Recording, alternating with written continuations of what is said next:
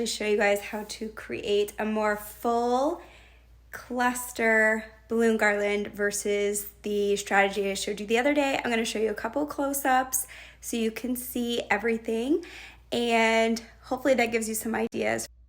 Okay, so if you look close on this balloon garland, everything is super tight from front to back. It is really packed in there. So I'm going to show you the other balloon garland.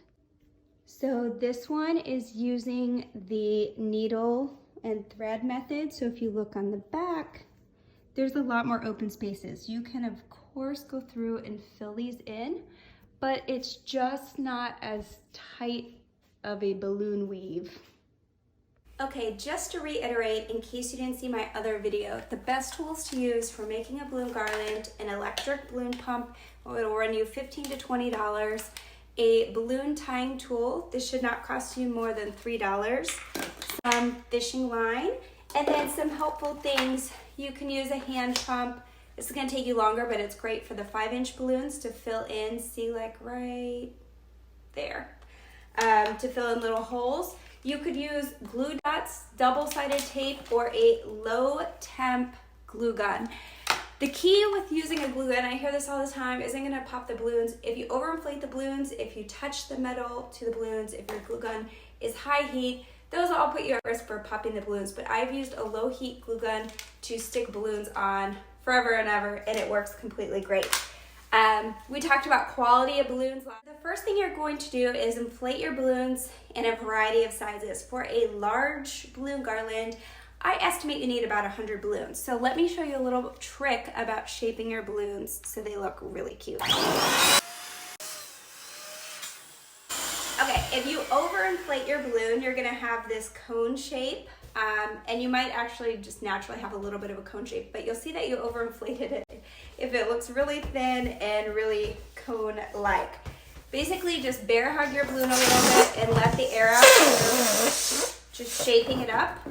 And now I have a very cute round balloon, which looks a lot cuter in my garland versus like that cone point. Okay, so to get this super professional, tight look, what you're actually going to do is make, I forget what they call them, quads of balloons.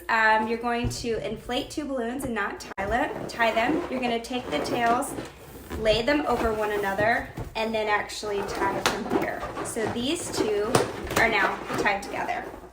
Then I'm going to take 2 more.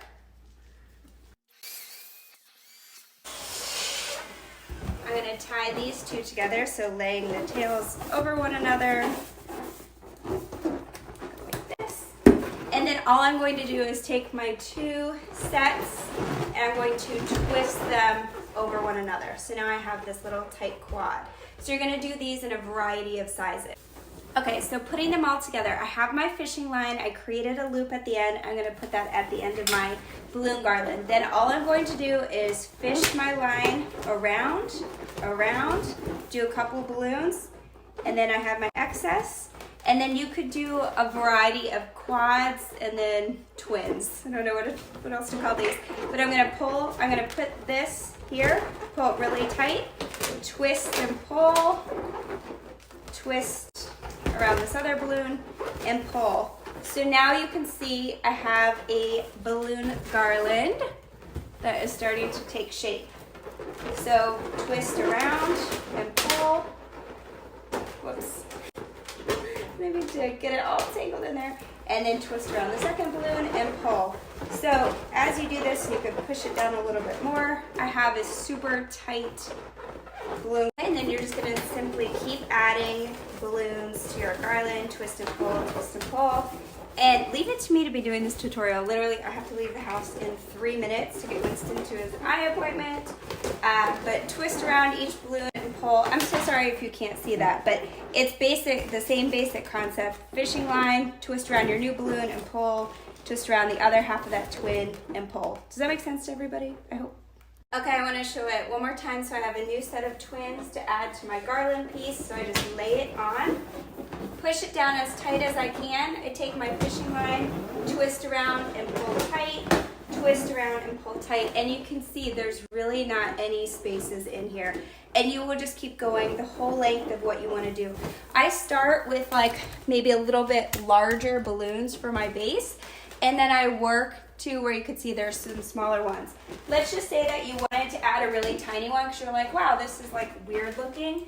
What you can do, blow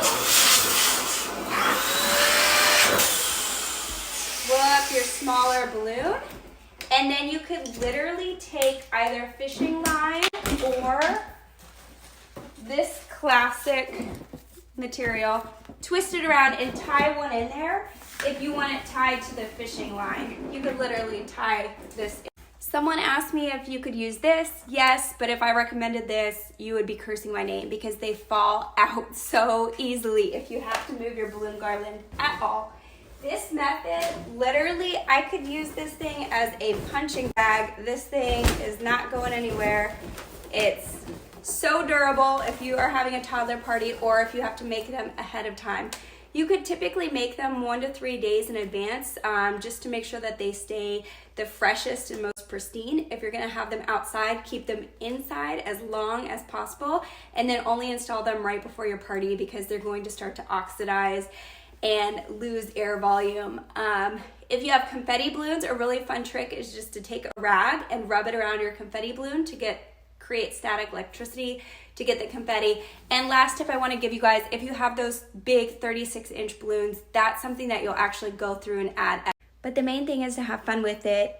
You could endlessly edit your balloon garland and look for holes and things like that. It's definitely one of those things that is more artistry, and it's hard to make it look random, but I promise you your guests are going to think it's beautiful, even if you're like, oh my gosh, I have a hole right there. When you look at it as a whole and it's like nice and pretty and random, it's just beautiful. I love how it packs a visual punch. And again, happy birthday, Evie. I know that we couldn't get together and have a little birthday party to celebrate turning 2, but I hope that this makes you feel super special and very loved. Okay, I am back from Winston's eye appointment, and I really just left feeling like I want you guys to feel confident and you know how to make this. So here is my existing fishing line, which is impossible to see on video, with the piece of the garland that I've made already. Here I have tied 2 balloons that I inflated together, so I have 2 sets of twins. I simply lay the intersections on top of each other and twist. And you can add quads to your garland or just the twins or do a variety of both. I'm going to take my fishing line, I'm holding it up, and then I'm just going to simply lay my balloons in here and push down as tight as I can.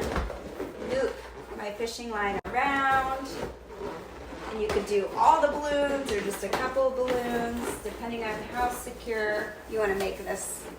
So now I'm going to add my twins. Okay, so here's my fishing line, here's my twins. I'm simply laying them in here, pulling this tight, and then twisting this around the balloon, and then pulling.